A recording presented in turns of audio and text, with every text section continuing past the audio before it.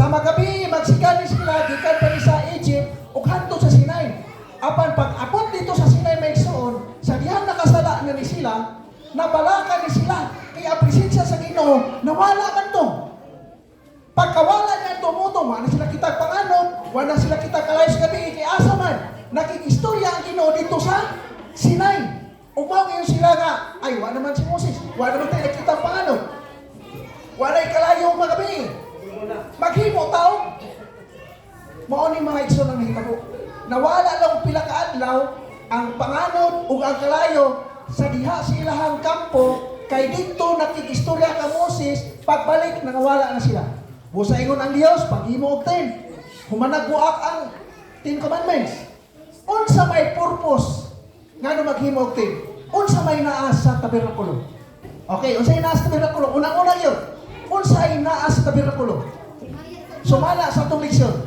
Unang-una sa most holy place na dito ang napulo kasugo. Na dito ang incense, sunuragan sa insinso, lamisa, kaniliryo, mo na siya sumala sa ito ang pagtulunan sa sanctuary. Na diha, ug niya, naa po diha musulod ang sacerdote. Kini sila tanan dianuin. Daw na siya yung mga requirements. Sumala ato maning doktrina. Ato nang ditson nga sa diha nga nahumana og anuin, nahumana nila og halad, nahumana ang instruction, ang panganod nga nawala ning tunga. O asa nitong pa?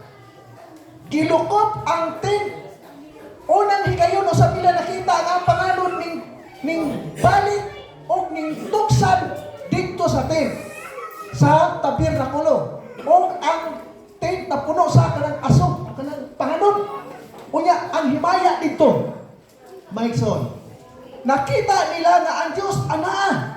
O mao ni Maigsoon. Ang nakanindot, sumala sa itong teksto. Ang Diyos makikuban. Unya, sa ilang pagpanaw, ang Diyos yun magiliya. Kaya nga naman, dili sila mulakaw kung dili mualsa ang, dili bitaw muhawa ang panganod. Paghawa sa panganod, napasabot, mupadayo na po sila baktas. Pasabot mga igsoon. Nga sa ilan ay panaw, dili sila mo nagbuot sa panaw. Kundili ang Diyos kayo mo'y nag-una sa panaw.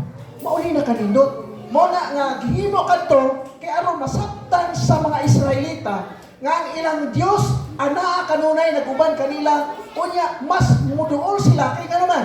Di ba na ito inadlaw mahalad? Natoy, kung makasala ta, muhalad ta, unya, kung sa inuon gani sa tao nakasala, umuhalad. Kung magdalaw, karniro, saan na yung karniro, kaning, kung sabay, unag yung buhaton yan. Ha? Ihatag lang ba sa pari o sa sirutin? Naagin sa himuon. Unsa may una ng himuon. Pagdala niya sa kanding, ang iyang himuon, ang iyang kamot, nga tuo, ibutan sa ulo sa iyang ihalad, iyang ihalad. Pasabot mga igsoon, sa matag higayon di ay, nga mungadto sila ngadto sa sanctuaryo, ano paghalad? Maghinumdum kanunay silang sala. Dato nila ang ilang sala, o ibutan dito ang sala. Maunsa man to, sa dihang, ang ihawon mga igsoon, na ako gitanaw ni mga igsoon, sumala sa ako, ang kinibitang pag-ihaw. Ako gitanaw, kinsay ning ihaw. May mutana daw ko sa inyo, kinsay ning ihaw. Ang pari, o ang ha? Okay. Dili mga igsoon na ikuan ini. Sumala di din masaksihan di ay nimo nga ang katubitang karniro sumala sa kuan nga patyon siya. Masaksihan nimo unsay nahitabo sa karniro kay ikaw mismo naa nakakita. Pag-awa sa dugo. Aktual nimo makita mo na nga makayon jud ka unta na kini ako ning sala. Dapat ako ang mamatay ani. Apa niini nagkadugay nahimo ni siya ritual. Primero, mura og pa dito, pero nadugay mura nahimo ritual ug hantod ni amot sa panahon sa mga parisyo. Nga lahi na ilang perception ini mga igsoon. So kung ato tan-awon, ang kini nga balaanon nga trabaho buhat sumala sa reskutan dinhi nga kining sanctuaryo atong naunahon. Ang naghimo kanini ini, di ba, mga ulipon man to sa, mga ulipon man to sila? Wala to sila eskwela. Ang kaalam nilang gihimo, kaalam to gikan sa Egypt. Kaalam to gikan sa Egypt, wa man gina-eskwela sila. Wala. Pero imagine mo na, sumala sa gingon, naghimo sila o katubitang gold nga gipurma, nga wala ni bisan kinsa, dibuho nga ilang nakuha. Kay kinsa ang nagmugna kanto. Kung nato basahon, ang Diyos, bisan pa ay sa Kristo, nanan ang Holy Spirit. Naanan ay daan. Mao na menta, bisan pag ikaw normal nga tao, lokal ang kadiha, once ikaw gamiton sa Holy Spirit, ikaw mahimo nga mas kamhanan, mas powerful. May ka nga ako, kuwan mo ko sa iglesia, pero kung gamiton ganit ka sa balang Espiritu, matingalan lang ka nga. Ulahon ko. Pero madugay magay muwali.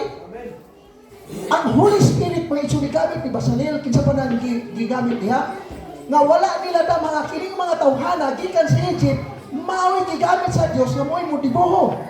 By tons good ang gold. Ang bronze, ito 2.7. 2.7 ang silver. 2.5, unya 3.7 ang bronze. Ang gold. Ang isa katan, pila ginagkilo? 1,000. Imagine mo na. Lison kayo ang paghulma nini apan ang tanan na plasta. Kaya naman, matod pa. Kini di ay sila, ang Holy Spirit mo'y nagkahom aron ang tabernakulo mamukna.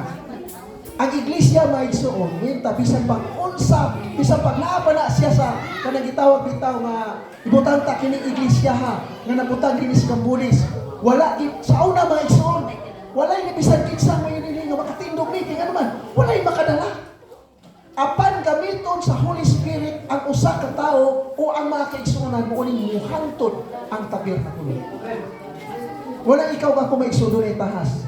Ang tabernakulo nga gihimo naagi assignment. Di ba, Pastor? Naagi assignment. Kinsa may assignment ato? Dili lang si Moses, si Aaron, kundi matag pamilya na sila naitigdala sa katubitaw pusti, naitigdala sa tent. Ang tigdala sa pusti, dili pwede mo dala sa tent. Naagi siya kaugalingon niyang trabaho. Di siya mulata sa laing trabaho. Mauna ang tabernakulo importante. Ang kuman sa Ginoo may suon, particular gid siya sa sugo. Particular sa sugo. Kaya man, ang napulo ka sugo gibutang dito sa most holy place o dito nagbase ang tanan. Dito gid nagbase ang tanan. Kaya mo gi napungkag unya mo to ipasabot ni Moses. Gani tungod niya to si Moses, ang Dios wala gid nag-utrog himo papan. Isa ra gyud kaisa gid ang Ginoo ning himo papan.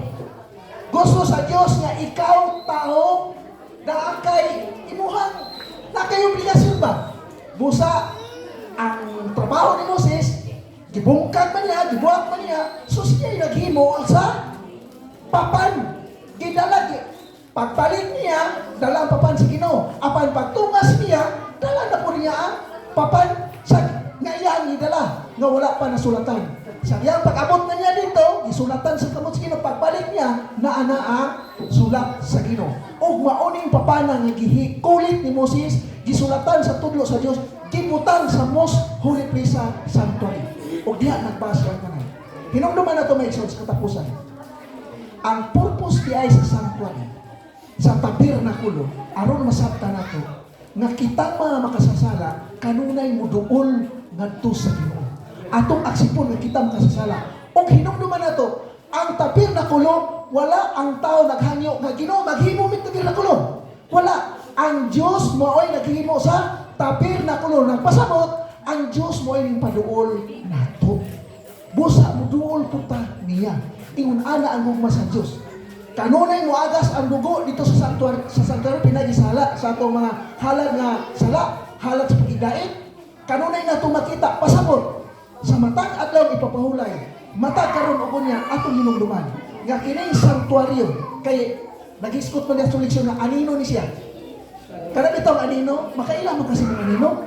Gawas lang kung ang adlaw dili kayo klaro kada dili kayo kuan ba. Pero gani klaro kayo, hayag kayo pagtan-an mo sa anino utong ana simon.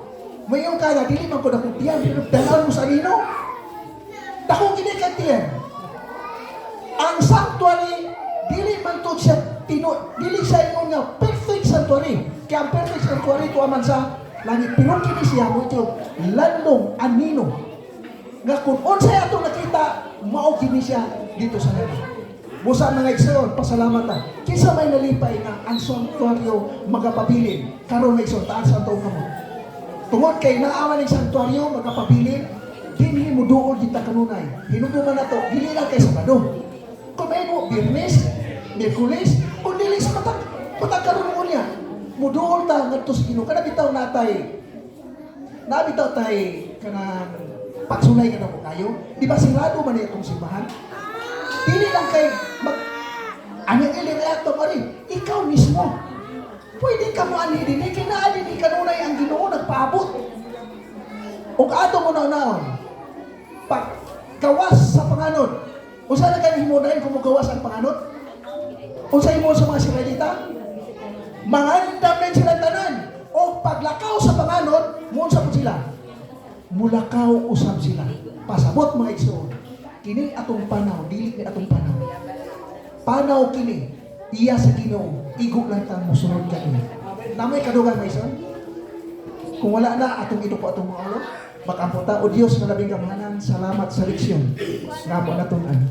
Nga ang tabernacle nga imong gipahiluna sa panahon sa mga Israelita o aniya nagapadayon hangtod karon. Kini amo nga pagkahimuon nga ikaw nagaduol ka na mo og kami sa muduol nga na kami. Lamang tabangi kami sa among pagkamasalay sa among pagkamakasala. Fokasi kami kanunay din sa ayon siya na. Kami takos sa pagduol sa mga kanino. Ito gyud ang tanan pinay sus mo sa inyo.